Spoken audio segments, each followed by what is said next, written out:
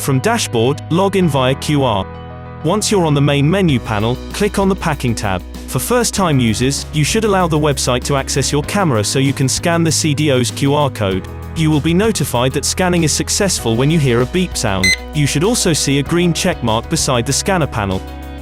Label the items packed by clicking on the Packed Quantity button located in the last column.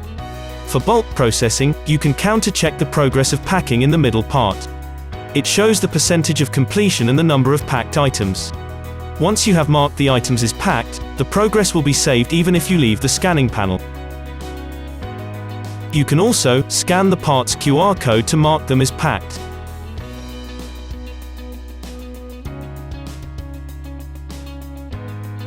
So, both your warehouse operation and sales team can now see the real-time progress within the system. This strengthens your organizational dynamics, helping you increase your target output. Check out other updates on our official website at www.fleetnetics.com.